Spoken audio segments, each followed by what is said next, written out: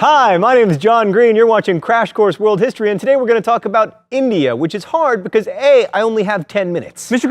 Green, I don't have time for you today, me from the past. B, when we study history, we tend to study unified polities that we can label, like the Roman Empire, or China, or believers. And this emphasis on unity tends to C, lead to labels that mask a lot of historical difference, like for instance Europe, which is such a weird and nebulous word that we don't even know what it means. Plus D, no offense Europe, but there are not many histories more complex than India. And E, a lot of what we know about Indian history comes from British historians who both used and embodied the phrase historical bias. All of which F makes it very unfortunate that we only have 10 minutes, but we will do our best. Okay, we're gonna make this like Voldemort's soul and split it up into 8 parts.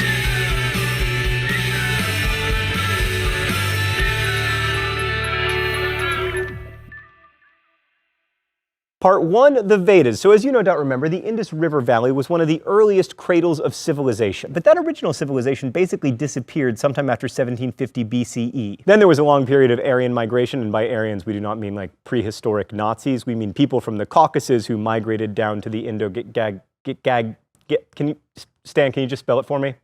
Thank you. We know about these Aryans primarily because they left behind religious texts, the earliest of which is called the Vedas. The Vedas are also the earliest texts of what will come to be known as Hinduism, although it wasn't known as Hinduism then, and they're responsible for tons of stuff, but we only have 10 minutes, so let's just cut to part 2, the caste system. The caste system is one of India's most enduring and fascinating institutions. Let us read from one of the Vedas about Purusha, the universe-pervading spirit. When they divided Purusha, in how many different portions did they arrange him? What became of his mouth? What of his 2 arms? What were his 2 thighs and his 2 feet called? His mouth became the Brahmin, his 2 arms were made into the Kshatriya, his 2 thighs the Vaisyas, from his 2 feet the Shudra was born. So this section gives a divine explanation for the caste system. Brahmins, who as Purusha's mouth speak to the gods, were at the top. Kshatriyas from Purusha's arm became the warriors, as you no doubt know if you've ever attended my gun show.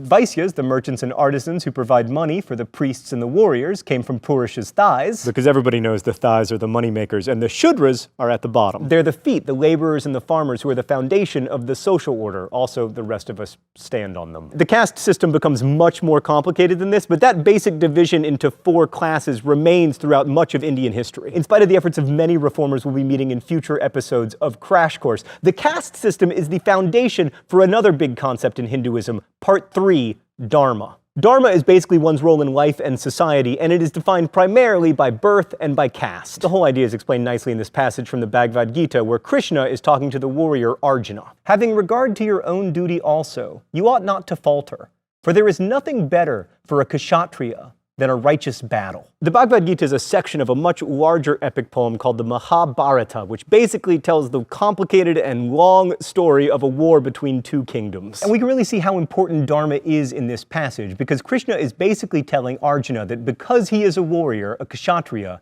he must fight. Even if he's bad at it, like for instance if he gets killed, it's still preferable to not living his dharma. It's better to be a bad warrior if you're a Kshatriya than to be the world's best baker. Basically, you're better off fulfilling your own dharma poorly than doing someone else's well. That leads us to part 4, samsara, moksha, and karma. There are both personal and social reasons for doing your dharma. Right, the social reason is obvious. Dharma and caste combine for excellent social cohesion. You get the exact right number of bakers and the exact right number of warriors. We could stand to implement this system in the United States, actually, where everyone knows we suffer from a shortage of electrical engineers and a surplus of people who want to be on reality TV shows. That would never happen in ancient India. But say that your dharma is to scoop animal dung your entire life. Why do you keep doing that when you see other lives that at least appear to be far more fulfilling? That leads us to the concept of samsara, or the cycle of rebirth, often called reincarnation. The basic idea is that when you die, your soul is transferred to another living thing as it is being born. And if you fulfill your dharma, things improve and you get reborn into a higher being. You don't have to scoop elephant dung anymore. But the ultimate goal is not to be reborn as a Brahmin. The ultimate goal is to be released from the merry-go-round altogether.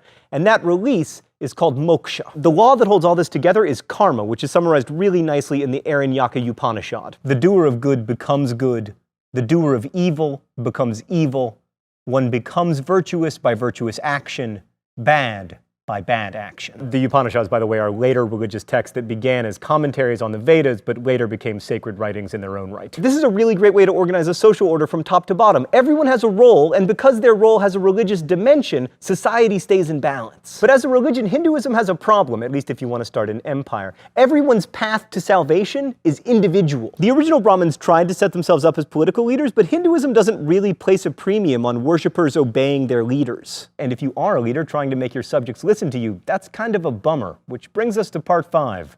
Buddhism. We can't establish this historically, but according to traditional biographies, our story begins in the 6th century BCE. Let's go to the thought bubble. So there was this prince, Siddhartha Gautama, whose father kept him locked away in a palace because a prophecy foretold that the family would lose the kingdom if he ever left. But as house arrests go, this was a good one. Siddhartha had great food, great entertainment, a hot cousin for a wife, etc., but he suspected that there was more to life. So he snuck out of the palace a few times. On these travels, he encountered an old man, a sick man, and finally, a corpse. Having realized the ubiquity of suffering, Siddhartha left the palace, renounced the crown, and sought out the holiest men to try to find how it could be possible that life would come to such a terrible end. Eventually, Gautama became an ascetic, fasting and meditating for days at a time, hoping to find enlightenment. And finally, after meditating for about a month under a tree, it came to him. Nirvana. No, not that one. Yes, that one. He finally understood the meaning of life and began teaching it to people who would become his disciples. He had become the Buddha, which means teacher, and he taught the 4 noble truths, which are: 1, all life is suffering. 2, the source of suffering is desire. Not just sexual desire, but all wanting of stuff and prestige. 3, to stop suffering, you must rid yourself of desire. This sounds simple enough, but if you've ever been dumped by someone, you know that it is not that easy to just stop desiring. 4, so how do you do it?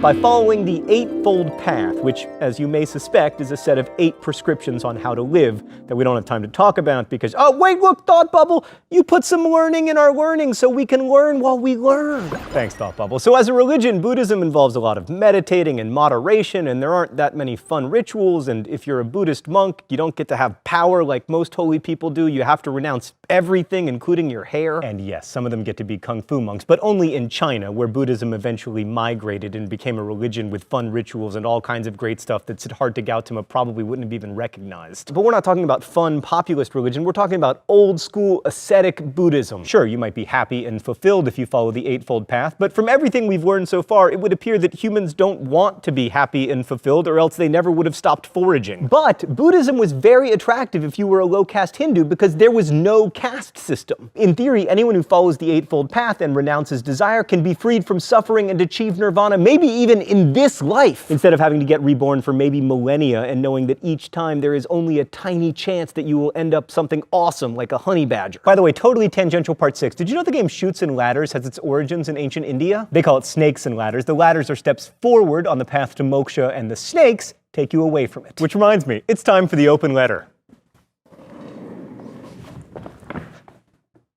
That is very close to my head. Wow. But first, let's see what's in the secret compartment. Oh look, it's a golf club. Must be so I can play disco golf. An open letter to Chutes and Ladders. Dear Chutes and Ladders, this is disco golf. It's a game of skill.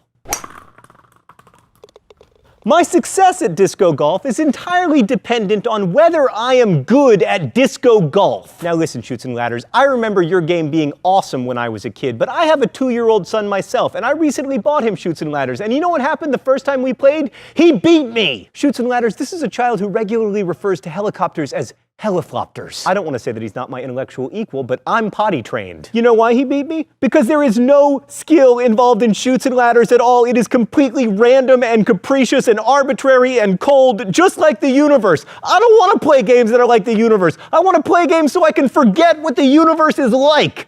Best wishes, John Green. Okay, part 7, Ashoka. Remember that for most of Indian history, India was not one unified place. It was tons of different principalities and city-states and everything else. But India did experience indigenous political unity twice, first under the Mauryan dynasty in the 3rd century BCE, and then again in the Gupta dynasty from the 300s to the 500 CE, but we're not going to talk about that because it bores me. Right now we're interested in one particular leader from the Mauryan dynasty, Ashoka. Because Ashoka attempted to rule through quasi-Buddhist principles. So Ashoka was initially a warrior who ended up expanding the empire that his grandfather started. And Ashoka experienced this conversion to Buddhism after he saw his own army devastate the kingdom of Kalinga, something I bring up primarily so that I can say Kingdom of Kalinga. Stan, is there any way we could write a song about that? Like, Kingdom of Kalinga. Sorry you got destroyed. So Ashoka built stupas. Stupas? Hold on. Stupa. Could he have said that any more pretentiously? Stupas. So Ashoka built stupas, these mound-like monuments to the Buddha, all over his kingdom to show his devotion. And he also put up pillars all throughout his empire that proclaimed his benevolent rule and said he was going to rule through something he called Dhamma, which, according to one of the pillars, went like this: proper behavior towards servants and employees, respect for mother and father, generosity to friends, companions, relations, Brahmins, and ascetics, and not killing living beings. So those are not individualistic goals like we see in Hinduism. They're relational goals like we're going to see next week when we study Confucianism. And that's one of the reasons why Ashoka's empire wasn't actually very Buddhist, because ultimately, Buddhism isn't that concerned with the order of the world. Buddhism argues that the fulfillment of the self will lead to the order of the world. In the end, Ashoka's empire didn't outlast him by much, and soon enough, Buddhism declined in India almost to the point of extinction. Part 8, the big finish. So as anyone who's ever practiced yoga knows, Hinduism is the most flexible of all the world religions, which is part of the reason it's often described as polytheistic. The belief that gods can take many forms makes it easy for Hinduism to assimilate other religious traditions, which is exactly what happened with Buddhism. In time, the Buddha came to be worshipped as another incarnation of one of the Hindu gods and not as a mortal teacher. So in the end, Hinduism, rather than purging the Buddha, enveloped him. So all this means that while Hinduism has a tremendous amount of variety and flexibility, its core tenets of samsara, karma, and the caste system have provided a remarkable amount of cultural and social unity to the Indian subcontinent for millennia. Fortunately for the Buddha, his teachings migrated east to China. We're going to make that same journey next week. I'll see you then. Crash Course is produced and directed by Stan Muller. Our script supervisor is Danica Johnson. The show is written by my high school history teacher Raoul Meyer and myself, and our graphics team is Thought Bubble. Last week's phrase of the week was right here in River City. If you want to guess at this week's phrase of the week or suggest future ones, you can do so in comments. Also in comments, please leave your questions and our team will endeavor to answer them. Thanks for watching Crash Course, and as we say in my hometown, don't forget to be awesome.